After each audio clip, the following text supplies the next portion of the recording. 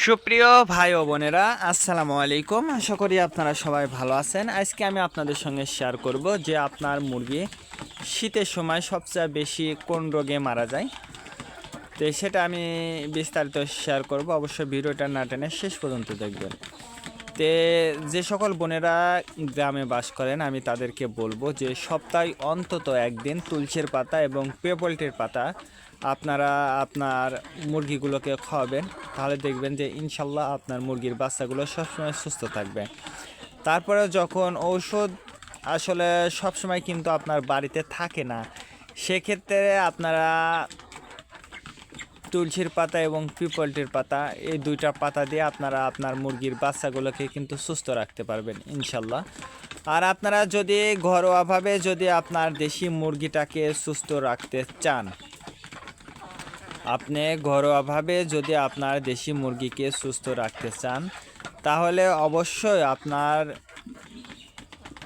Calcium, এডি, থায়াবিন এই জাতীয় ওষুধটা কিন্তু আপনার মুরগিগুলোকে কিন্তু বেশি পরিমাণ খাওয়াইতে হবে। আর এই ওষুধগুলো যদি আপনারা খাওয়ান, যেমন জিঙ্ক আছে, রোগ প্রতিরোধ ক্ষমতা বৃদ্ধির জন্য এই ওষুধগুলো যদি সঠিক নিয়মে সঠিক সময় যদি খাওয়াইতে পারেন, তাহলে দেখবেন যে ইনশাল্লাহ আপনার মুরগিগুলো সবসময় সুস্থ থাকবে। আর এই শীতের সময় মুরগি সুস্থ রাখতে হলে অবশ্যই আপনাকে কিছু নিয়ম মেনে চলতে হবে।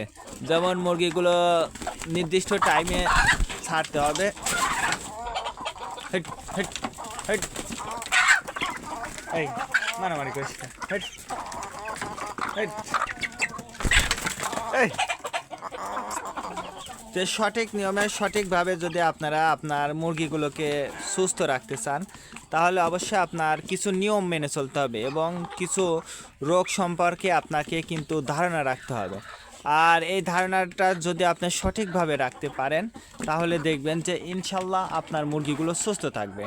আর শীতের সময় সবচেয়ে বড় যে বিষয়টা আপনাকে মনে রাখতে হবে, সেটা হচ্ছে মুরগির ঘরের তাপটা নিয়ন্ত্রণ করতে হবে।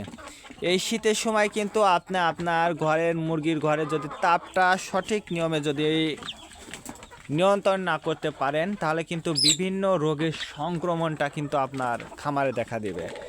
তো এই জন্য আমি বলবো যে অবশ্যই আপনারা আপনার মুরগির বা বড় মুরগি বা ছোট মুরগি যেখানে রাখেন না কেন, অবশ্যই তাপটা নিয়ন্ত্রণ করতেই হবে। তাপটা যদি সঠিক নিয়মে যদি আপনারা নিয়ন্ত্রণ করতে পারেন, তাহলে দেখবেন যে আপনার মুরগির রোগ বালাই কিন্তু কম হবে ইনশাল্লাহ।